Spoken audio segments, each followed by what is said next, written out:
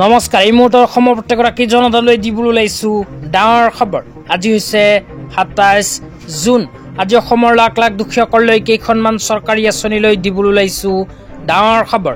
তো যিসকল মানুহে ভিডিঅ'টোত ক্লিক কৰিছে অনুগ্ৰহ কৰি ভিডিঅ'টি স্কিপ নকৰি প্ৰথমৰ পৰা শেষলৈ চাই থাকিব, কিয়নো এইটো ভিডিঅ'ৰ মাজত শিক্ষাৰ্থীসকলৰ পৰা আৰম্ভ কৰি PM কিষাণ আঁচনিলৈ কেইখনমান গুৰুত্বপূৰ্ণ খবৰ আপোনালোকক প্ৰদান কৰিম।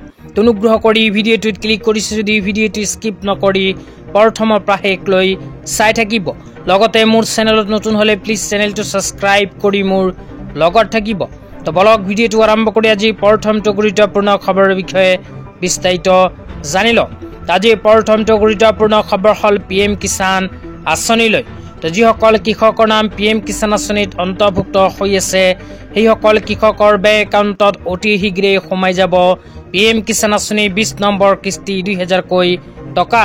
তো যিসকল কৃষকৰ নাম PM কিষাণ আঁচনিত অন্তৰ্ভুক্ত হৈ আছে সেইসকল কৃষকে যদি PM কিষাণ আঁচনি 20 নম্বৰ কিস্তিৰ ২০০০কৈ টকা পাব বিচাৰে তেন্তে অতি সোনকালে কৰিব লাগিব নতুনকৈ এইখন গুৰুত্বপূৰ্ণ কাম।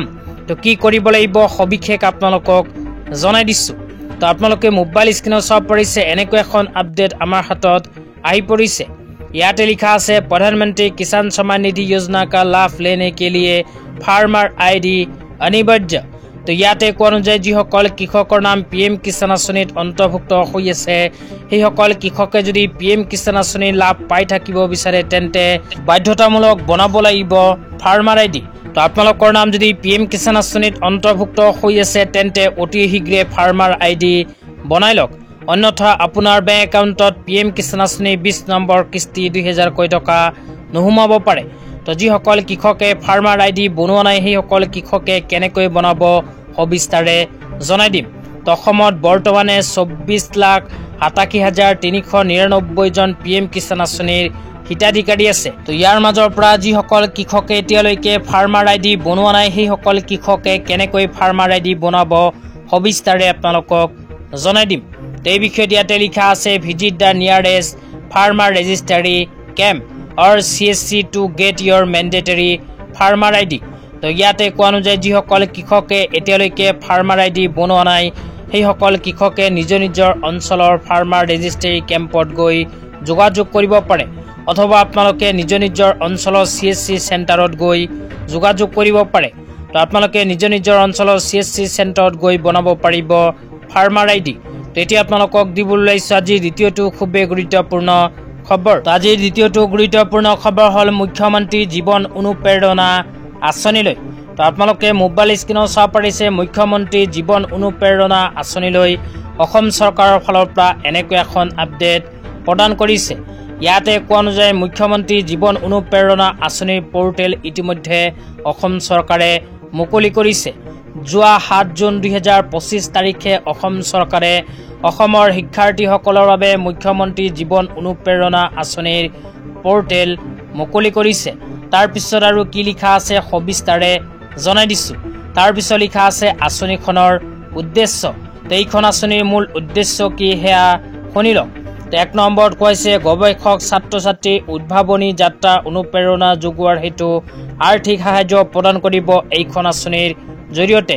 ২ নম্বৰত কৈছে অসমত শৈক্ষিক উৎকৰ্ষতা আৰু উদ্ভাৱনৰ প্ৰসাৰৰ দিশত বৃহৎ পদক্ষেপ।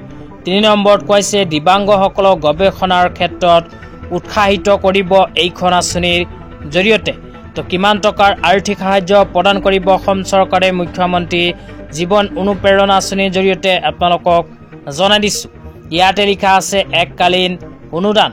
গৱেষকসকলৰ বাবে ২৫,০০০কৈ টকাৰ এককালীন অনুদান প্ৰদান কৰিব অসম চৰকাৰে এইখন আঁচনিৰ জৰিয়তে। ২ নম্বৰত কৈছে দিব্যাংগ গৱেষকসকলৰ বাবে এইখন আঁচনিৰ জৰিয়তে অসম চৰকাৰে ৪০,০০০কৈ টকা প্ৰদান কৰিব।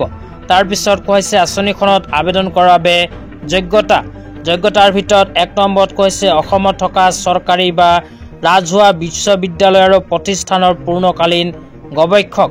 তাৰপিছত কৈছে মুকলি বিশ্ববিদ্যালয়ৰ ব্যক্তিগত প্ৰতিষ্ঠান বাদ দি। ২ নম্বৰত কৈছে অসমৰ স্থায়ী বাসিন্দা হ'ব লাগিব। ৩ নম্বৰত কৈছে ২০২৫ চনত PhD কাৰ্যসূচীত নাম ভৰ্তি কৰা শিক্ষাৰ্থী হ'ব লাগিব যদিহে এইখন আঁচনিত কৰিব বিচাৰে আবেদন।